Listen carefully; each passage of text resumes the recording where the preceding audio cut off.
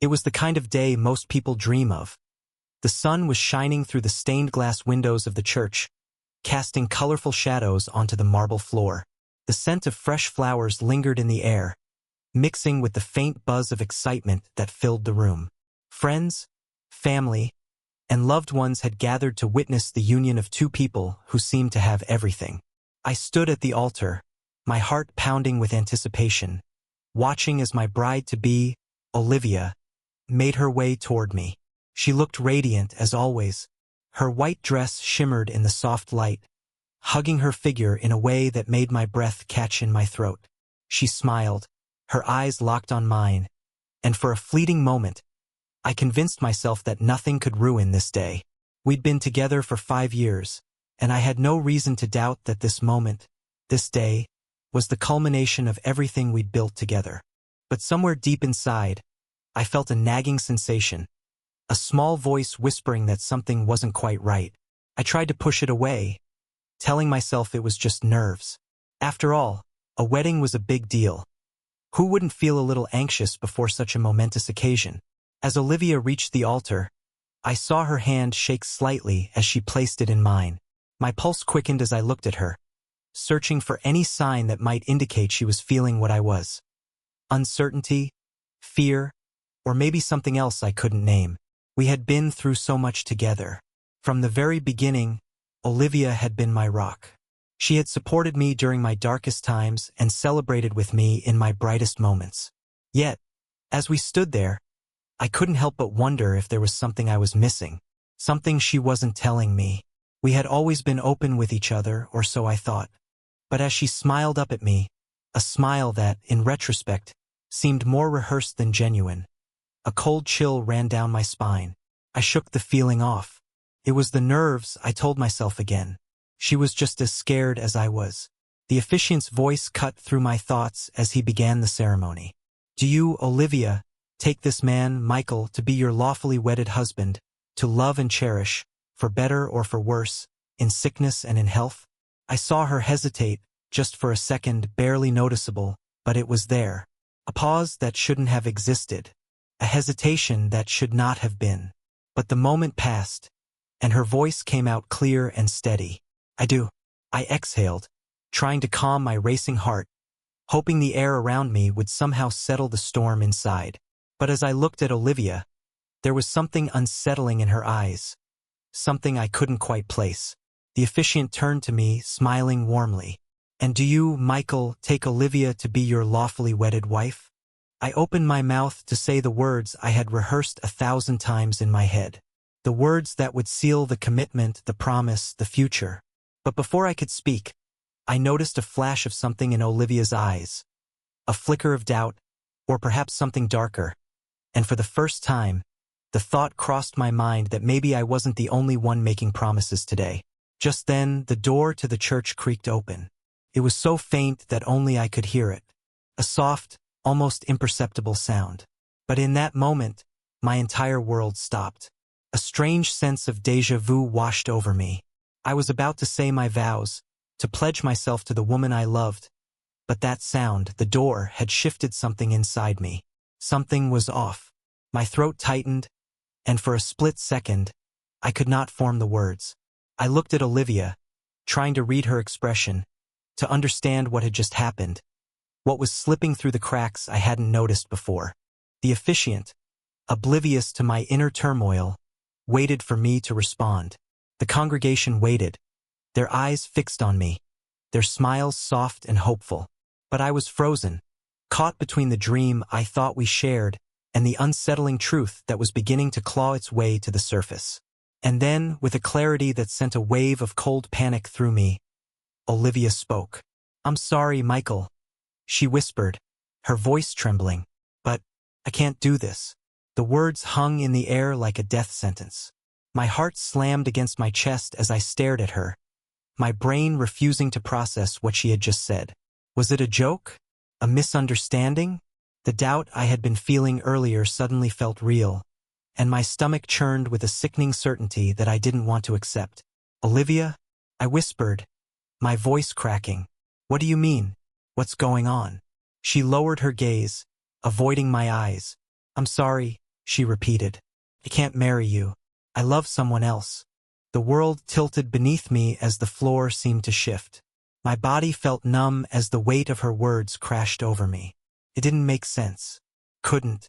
And in that instant, I knew. Everything I had believed about our relationship, everything I had planned for our future, was a lie. I couldn't believe what she had just said. I can't marry you. I love someone else. The words echoed in my mind, drowning out everything else. My mouth went dry, and the room around me seemed to blur, the faces of our family and friends fading into the background. The only thing I could focus on was Olivia, standing before me, her eyes filled with something I couldn't name. For a moment, the church was silent. No one moved, no one spoke. It was as if time itself had stopped, suspended in that one crushing moment. I felt the weight of every second pressing on me, each heartbeat a drumbeat of disbelief and anger. My throat tightened, and I took a shaky breath, trying to process what had just happened. I looked around the room, hoping, no, praying, that someone would intervene, that this was all a joke. But no one said a word. Everyone was watching, waiting for me to respond, to fix it, to make this all go away. But how could I? How could I fix this when the woman I was about to marry had just torn my world apart? Olivia, I whispered, the words barely escaping my lips. My voice sounded alien to me, hollow and broken. How could you do this to me? After everything? She avoided my gaze, her hands twisting nervously in front of her. Her face was pale, but there was no trace of the warmth I had known for years. There was no love in her eyes, no joy, no excitement. Just a cold, distant look, as if she had already detached herself from this moment. From me. I'm sorry, Michael, she said quietly, her voice shaky but firm. I didn't want to hurt you, but I can't pretend anymore. It's not fair to either of us. I felt a rush of anger surge through me, but I swallowed it down. Anger wouldn't fix this.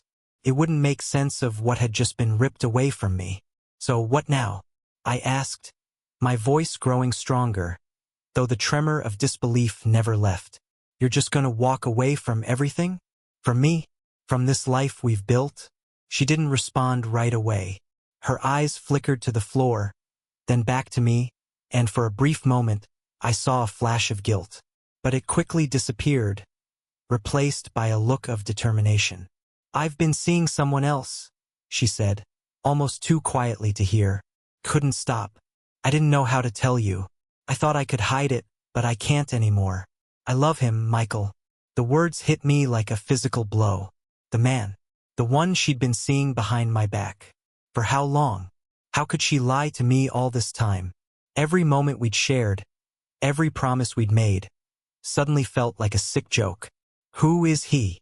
I asked, my voice rising, though I couldn't bring myself to scream. I didn't know if I had the strength for that. Not yet. She hesitated, and for the briefest second, I saw a flicker of fear in her eyes. But she quickly masked it, taking a deep breath before responding. It doesn't matter. He's not part of this. What matters is that I'm sorry. I really am. I never wanted to hurt you, but I can't keep living a lie. I wanted to scream. I wanted to shout at her, to demand answers, to make her feel the pain that I was drowning in. But instead, I just stood there, numb. Every word she spoke felt like a dagger, and every promise we had ever made seemed like a distant memory, like it had never been real. I don't believe you, I said, shaking my head. I don't believe you love him. You've been lying to me for so long, Olivia. You've been lying to everyone. And now you want to walk away and pretend it's all okay? It's not. You've destroyed everything. Tears welled up in her eyes, but she didn't let them fall. I'm sorry, Michael. I really am. I never meant for it to get to this point. I thought I could make it work, but I couldn't. Not with you, not with him. And now it's too late. The words she spoke were so final, so cold. She wasn't pleading for forgiveness. She wasn't even asking for understanding.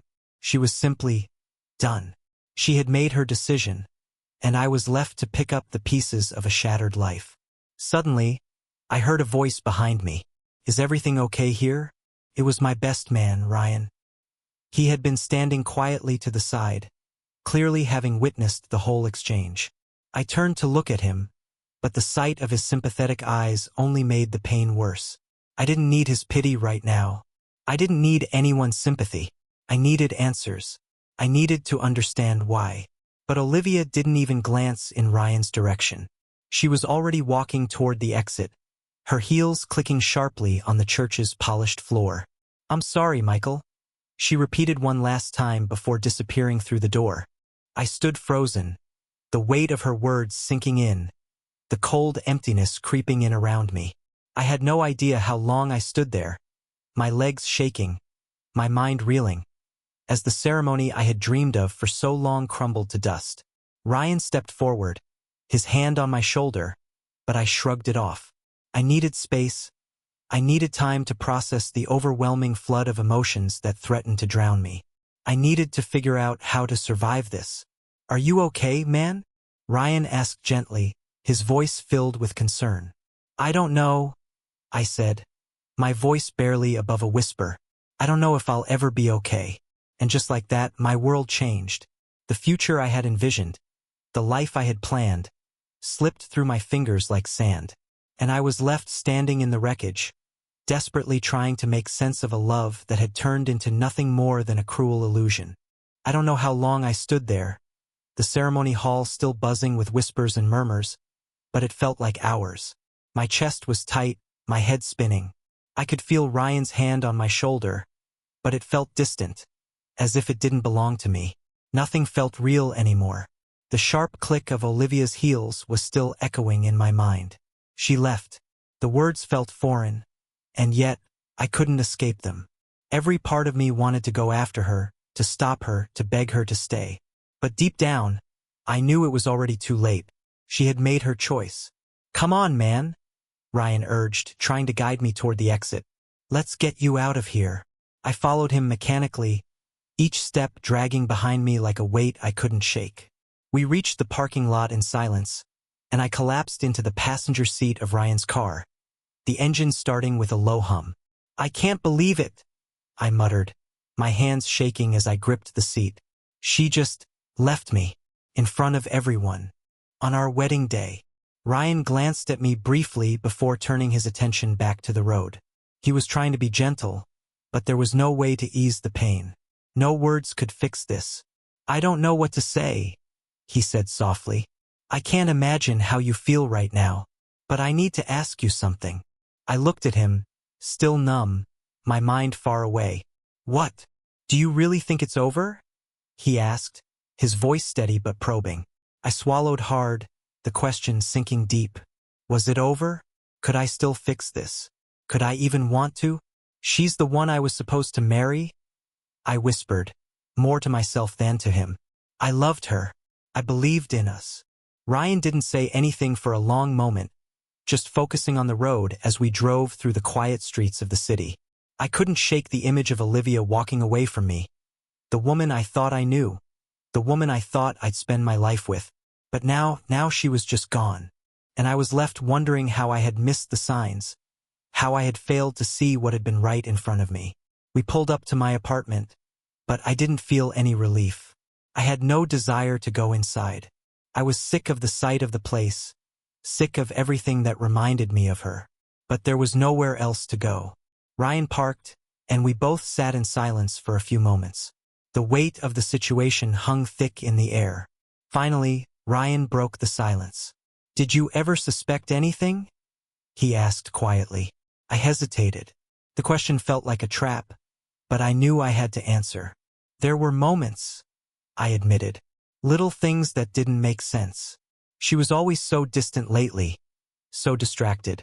And I overheard something once, a conversation on the phone. It didn't sound like the Olivia I knew." Ryan raised an eyebrow. "What did you hear?" I paused, trying to remember the exact words, but they still haunted me. The voice on the other end, the familiar tone in Olivia's voice when she said, "I don't know how much longer I can keep doing this. I feel trapped." I had assumed it was just stress. I told myself it was the wedding, the pressure of everything. But now, it was clear. Olivia had been unraveling for months, and I had been too blind to see it. too willing to ignore the signs, to pretend that everything was fine. Who was she talking to? Ryan pressed. I clenched my fists, frustrated with myself. I don't know. I never found out. But I couldn't shake the feeling that something was wrong.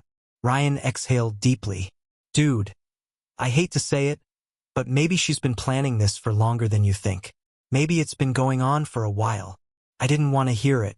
The thought of Olivia betraying me, lying to my face for all these months, made my blood boil. But deep down, I knew Ryan was right. I had been so focused on the wedding, on everything looking perfect, that I hadn't asked the hard questions. I hadn't dug deeper. I had been too in love, too trusting. I thought I knew her, I muttered, the words heavy in my throat. I thought we were meant to be. But now I don't know anything. Ryan sighed, his voice softening. She's not the person you thought she was. And maybe that's a good thing. You're better off finding out now, before it was too late. But I wasn't sure about that. Could I ever move on from this? Could I trust anyone again after what Olivia had done? My head was spinning with 1,000 conflicting thoughts. What am I supposed to do now? I asked, my voice cracking. I've lost everything. I've lost her. Ryan was silent for a long moment before answering. You need to focus on yourself. You need to heal. And when you're ready, you'll find someone who deserves you. Someone who won't lie to you. Someone who won't leave you standing at the altar. I wasn't so sure. I didn't know how I was supposed to get over this, how I was supposed to move forward. But as Ryan's words settled in, a small spark of resolve flickered inside me. Maybe I wasn't ready to let go of Olivia yet, but I had to start somewhere. I had to take the first step toward healing. Thanks, man, I muttered, finally looking at him. I don't know what I'd do without you. Ryan gave me a small, understanding smile. You don't have to do it alone. The apartment door opened with a soft creak as we stepped inside, and I braced myself for the loneliness that awaited me. There were no more wedding plans, no more future with Olivia. Just the cold silence of an empty room, the remnants of a life that had once felt like a dream. And for the first time in a long time, I felt afraid. The more Brian learned, the more disgusted he became. It wasn't just the betrayal. It was the lies. Claire had been living a double life, and he had been too naive to see it. One evening, as he sat in his apartment, staring blankly at the wall, his phone buzzed. It was Claire. I need to talk to you, the message read.